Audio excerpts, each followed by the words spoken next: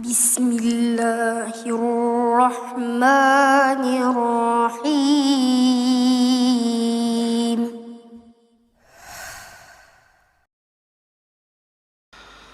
Bismillahirrahmanirrahim. Assalamualaikum warahmatullahi wabarakatuh. Alhamdulillah wassalatu wassalamu ala rasulillah wa ala alihi wa sahbihi wa mawalah wa la hawla wa la quwata illa billahi wa ba'du. Alhamdulillah, segala puja dan puji hanya milik Allah subhanahu wa ta'ala. Di malam hari ini kembali kita bisa duduk untuk bertalabul ilmi lewat media Humairah Channel. Salawat dan salam tentunya kita haturkan kepada Rasul kita yang mulia, Nabi besar Muhammad sallallahu alaihi wasallam. Dan pembahasan di malam hari ini kita akan membahas tentang malaikat yang tidak pernah turun ke bumi kecuali satu kali. Siapakah malaikat ini? Bagaimana kisahnya?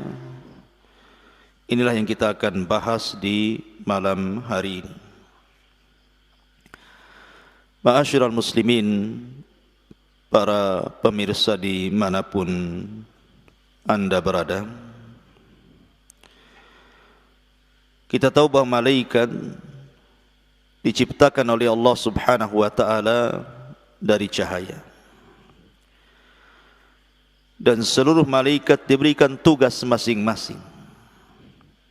Ada malaikat yang sejak diciptakan sujud sampai kiamat.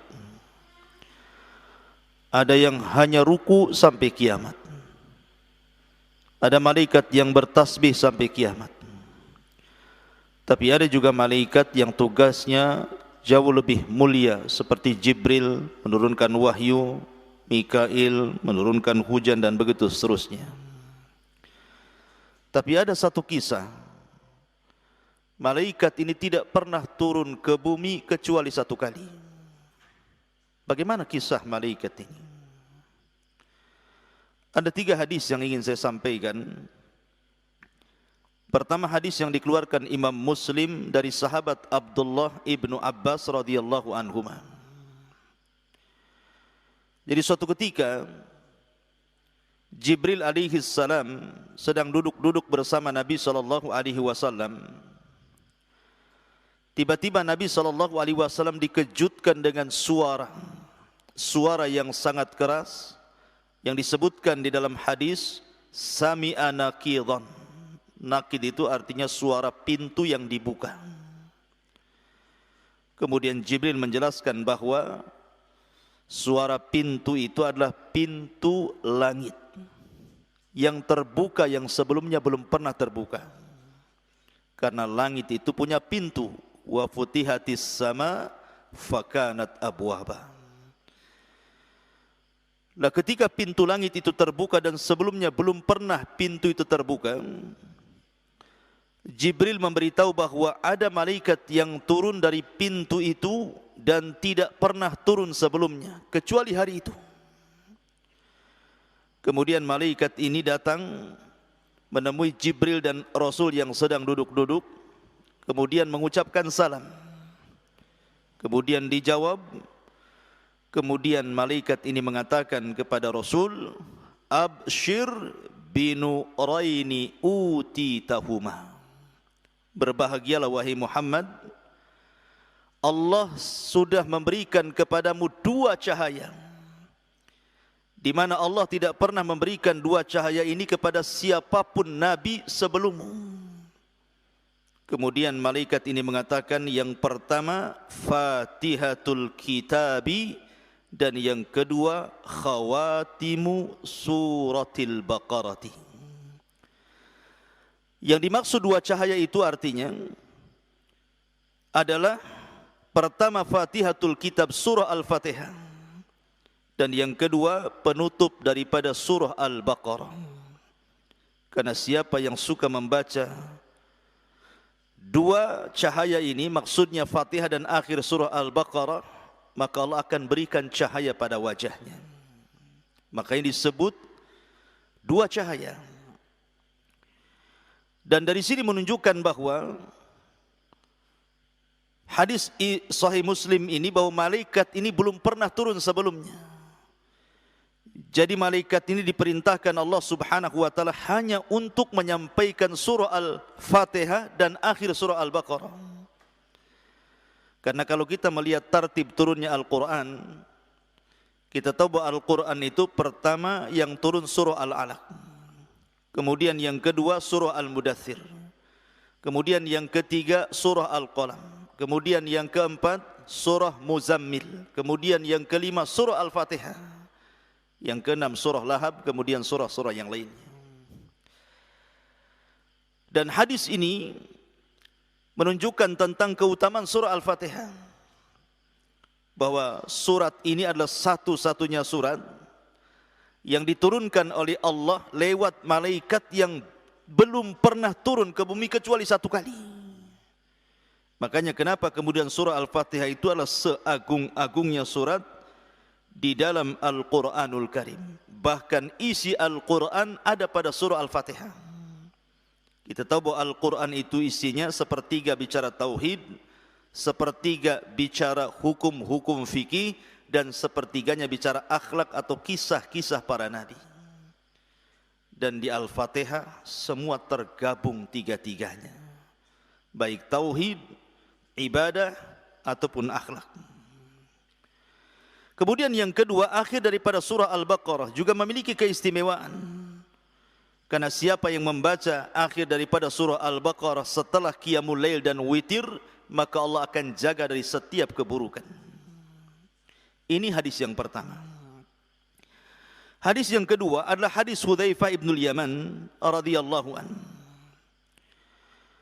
yang diriwayatkan oleh Imam Tirmidzi, Ibnu Hibban, Ahmad dan juga At-Tabrani, menceritakan tentang kisah Hudzaifah ibnul Yaman yang ikut salat maghrib bersama Nabi.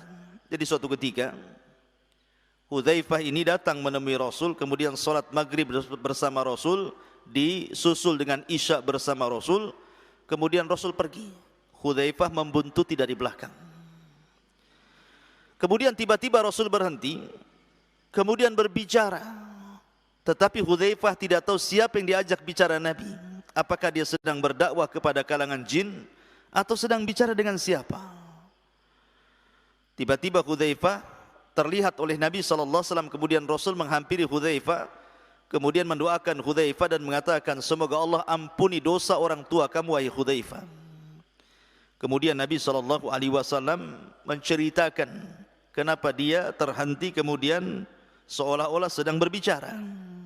Rupanya ketika berhenti itu ada malaikat, inna malakan minas samai lam yakun zarani fasta'dzana Allahu fi ziyarati fabasyarani annal Hasana wal Husaina sayyida syababi ahlil jannah.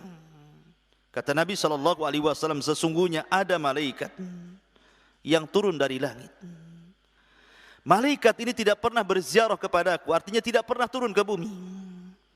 Dan dia minta izin kepada Allah untuk menziarahiku dan menghabarkan gembira kepadaku bahwa dua cucuku Hasan dan Husain akan menjadi pemimpin para pemuda di sorga. Menunjukkan bahwa di sini malaikat ini tidak pernah turun ke bumi kecuali satu kali, dan menghabarkan kepada Nabi SAW, annal Hasana wal Husaina sayyida sababi ahlil jannah, sayyida syababi ahlil jannah, bahwa Hasan dan Husain itu pemimpinnya para pemuda di surga. Makanya saya nasihatkan lewat media ini, jadilah para pemimpin dalam setiap kebaikan. Jadilah anda pemimpin pada setiap kebaikan. Karena Nabi SAW mengisyaratkan kepada dua cucunya akan menjadi pemimpin para pemuda di surga. Dan ini, hadis ini menunjukkan fadlul Hasani wal Husain, ada isyarat tentang keistimewaan Hasan dan juga Husain. Ini hadis yang kedua. Hadis yang ketiga, Hadis dari Abu Hurairah radhiyallahu an yang dikeluarkan Imam Ahmad dan juga At-Tabrani dan juga Baihaqi dalam Syu'abil Iman dengan sanad yang hasan. Jadi suatu ketika Nabi SAW sedang duduk bersama Jibril, tiba-tiba kemudian insyaqqa ufuqas sama, tiba-tiba terbelah ufuk langit.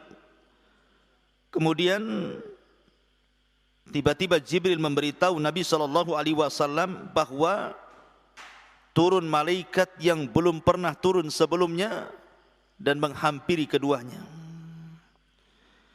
Kemudian malaikat ini tiba-tiba mengatakan, ya Muhammad, inna rabbaka yuqri'ukas salam wa yukhayyaruka baina an takuna nabiyan malikan wa baina an takuna nabiyan abdan. Tiba-tiba malaikat yang tidak pernah turun ini kecuali satu kali itu memberitahu kepada Rasul, wahai Muhammad, sesungguhnya Rabbmu menitipkan salam kepadamu dan Rabbmu memberikan pilihan kepadamu. Apakah engkau ingin menjadi seorang nabi plus raja, ataukah menjadi seorang nabi dan menjadi hamba biasa? Kemudian Jibril mengisyaratkan kepada Rasul untuk merendahkan diri di hadapan Allah. Maka Nabi SAW pun mengatakan kepada malaikat itu, saya memilih an akuna nabiyyan abda. Aku lebih baik menjadi seorang nabi plus juga hamba biasa, bukan seorang raja. Kemudian malaikat ini pergi dan naik lagi ke langit. Kemudian Nabi SAW bertanya kepada Jibril, wahai Jibril, itu tadi malaikat itu siapa? Maka Jibril alaihi salatu wassalam mengatakan, itulah Israfil. Khalaqahullah, Allah telah menciptakannya. Yauma khalaqahu baina yadayin safan qadamaihi la yarfa'u tarafuhu atau tarfahu bainahu wa baina rabbi sab'una nura. Ini malaikat Israfil ini diciptakan oleh Allah Subhanahu wa taala. Kita tahu tugasnya apa? Israfil ini meniup sangkakala. Dan sejak Nabi SAW diutus menjadi Nabi dan Rasul, disitulah mulailah Israfil meletakkan ujung sangkakala di mulutnya. Sampai-sampai ada kisah begini. Suatu ketika Nabi SAW tidak enak makan, tidur, minum, tidak enak. Tiba-tiba kemudian sahabat bertanya kepada Nabi SAW tentang kemurungan Nabi ini. Maka Rasul mengatakan, fakaifa un'am waqad iltaqamahu waqad iltaqama sahibul qarni qarnan.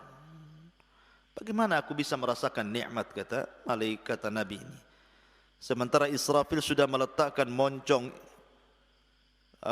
trompetnya di mulutnya dan siap untuk meniup sangkakalanya. Makanya wajar Rasul mengatakan bahwa antara dia Rasul sallallahu alaihi wasallam dan hari kiamat itu seperti dua jari, kata Rasul, jari tengah dan jari telunjuk, karena dekatnya. Kenapa? Karena tidak ada nabi sepeninggal Nabi sallallahu alaihi wasallam. Inilah kisah tentang malaikat yang tidak pernah turun ke bumi dan hanya satu kali turun ke bumi di 3 riwayat yang saya baca. Mudah-mudahan ada manfaatnya. Subhanakallahumma bihamdika asyhadu an la ilaha illa anta astaghfiruka wa atubu ilaik. Allahu ta'ala a'lam. Assalamualaikum warahmatullahi wabarakatuh.